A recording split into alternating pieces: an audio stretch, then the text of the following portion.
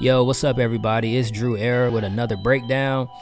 And today we're going to be talking about what recently happened between this whole J. Cole, Drake, and Kendrick Lamar beef. So we all know that Kendrick Lamar had recently dissed Drake and J. Cole on Like That. That was off of the Metro Boomin and Future album. And then J. Cole responded last Friday off of his project Might Delete Later. And I recently just saw that J. Cole was at his Dreamville Fest, and he actually did an apology to Kendrick Lamar for the 7-minute drill diss track that he released. The world want to see blood. So I say all of that to say, in my spirit of trying to get this music out, I ain't gonna lie to y'all, I moved in a way that I feel spiritually feel bad on me. Like I try to jab my nigga back, and I try to keep it friendly, but at the end of the day, when I listen to it and when it comes out and I see the talk, that shit don't sit right with my spirit. That shit make me feel, that shit disrupts my fucking peace. So what I want to say right here tonight is, in the midst of me doing that and in that shit, trying to find a little angle and downplay this nigga's fucking catalog and his greatness, I want to say right now tonight, how many people think Kendrick Lamar is one of the greatest motherfuckers to ever touch a fucking microphone? I want to now perform the song that's a reminder to me of getting back on the right path and getting in tune with God. And the name of the song is called Love Yours. I want to do that for y'all right now. Now, I know that this caught a lot of fans off guard because they was not expecting that. They wanted to see blood. We wanted to see Kendrick Lamar go against Drake. We wanted to see them spar. We wanted to see who was better. And at the end of the day, I will say as a fan that it was very entertaining to see Kendrick throw shots, and it was entertaining to see J. Cole respond back. But when J. Cole was on stage, he said something to the point that this was like him making the diss record was actually going against his character and who he was, and his spirit didn't feel right dropping that record. And from a hip-hop perspective, I'm not gonna lie, I was kind of disappointed. Like, man, like really? Like, but you number one. Or at least you should feel like you're number one. Just like Kendrick should feel like he's number one, and Drake should feel like he's number one, right? They should all feel like that they number one, and they should be ready to compete. But there's a lesson that I actually got out of all of this, and it might be unpopular opinion, but the lesson that I got from this is, don't let the world influence you. Do not let the world influence you, because I feel like the type of artist that J. Cole is, he's the type of artist that just wants to rap and keep it fun. And I think he wants to be competitive from a friendly standpoint, but I don't think he want to wake up having somebody else on his mind and trying to diss them and watching every move and watching his back. I think J. Cole is somebody that just wants to be the best version of himself while doing what he love to do. And even in his speech, when he was on stage, he had said that, you know, that he had a path that God had him on, and he feel like that he kind of knocked himself off of that path that God put him on. So I feel like doing this diss record, J. Cole was feeling peer pressure from the world and peer pressure from his friends, telling him like, yo, you need to respond back. You need to go and do that, you know, because he just dissed you. And I think that sometimes we let the outside world influence us, and we give in to what other people want us to do, even though internally we may not agree with it. And sometimes we go against what we really want to do, and we do what the world wants us to do. And sometimes we stand on that, and we don't go back and apologize for what we did. There's been times in my life where I done did stuff because people wanted me to do it, and I just stood on it even when I knew I was wrong, even though I felt internally wrong. But I knew that, I should never did that. But instead, I just stood on it like, yeah, that's what I was supposed to do, knowing the reality that I wasn't being real to myself. So I know as hip-hop fans, I know a lot of people gonna look at this like, oh, J. Cole is not top 3. or he is just officially number 3 now compared to Drake and Kendrick, because he just bowed down and he had just bowed out.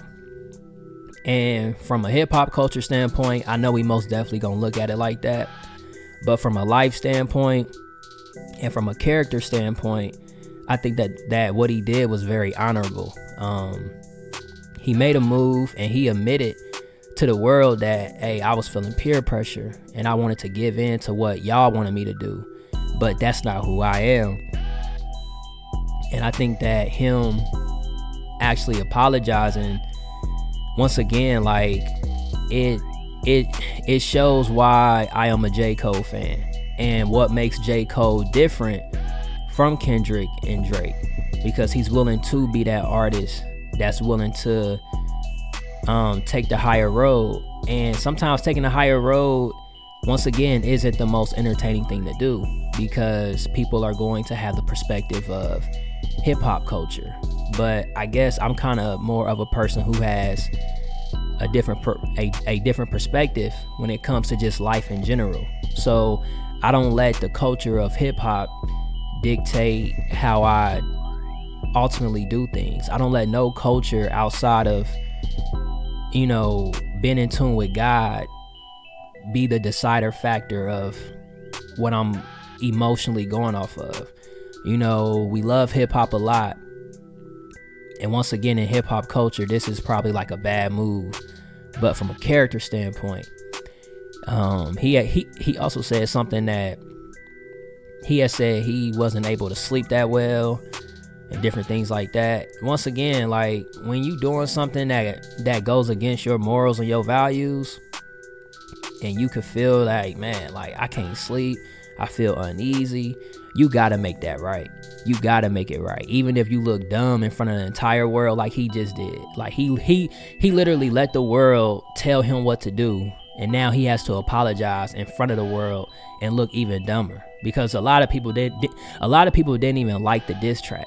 A lot of people said that the diss track actually sounded like somebody that didn't want to fight, but he did it anyway. Like, I don't really want to fight, but because you calling me out, I'm gonna do this. So people was already sensing that energy of like, you really don't want to do this.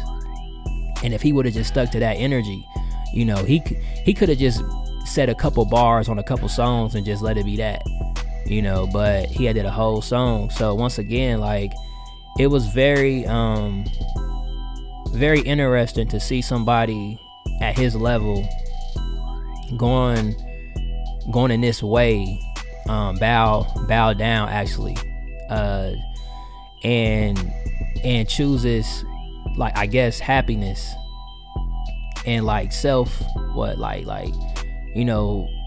peace. Yeah, he had chose peace over violence. Kendrick Lamar chose violence, and that violence is contagious. That violence is contagious, and Kendrick, he chose violence, and then J. Cole chose violence. So yeah, I respect that move by J. Cole. Once again, I know some people are gonna look at it as weak. Some people are gonna see it as a flaw in his career now, but the biggest flaw is actually when you go with what the world wants you to do or what other people want you to do, instead of you going with what you want to do, because you're going to be the only one who's going to have to live with those choices and with the decisions that you make. So in all of this, I'd rather just take a life lesson from it and learn from it. And yes, it was entertaining. Kendrick still might respond back, and if he does, I mean, J. Cole said that he'll take it on the chin. So if Kendrick gonna respond back, I'm gonna most definitely listen from an entertainment standpoint. But once again, like, from a character standpoint, I do respect J. Cole for what he did. Not necessarily for hip hop, but just being like a man or a woman, just having character. Don't let the world influence you and put that pressure on you to make them do what they want you to do. You got to tell yourself who you are. You can't let the world tell you who you are and then what you gonna do. You got to tell yourself who you are, because if you don't tell yourself who you are, This is a great example that the world is going to tell you who you are, and then you're going to follow in their paths.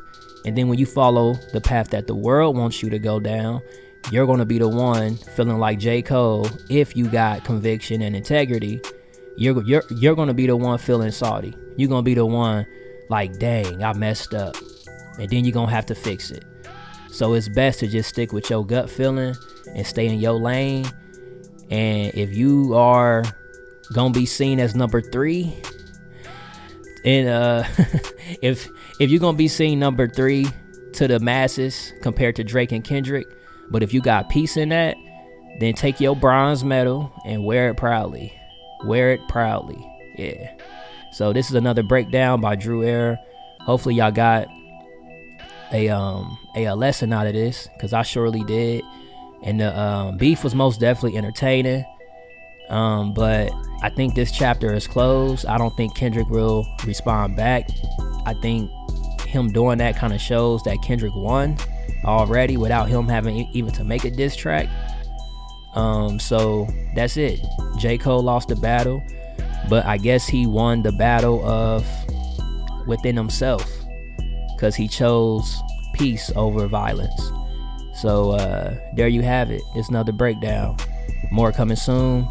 Y'all be safe. Yep.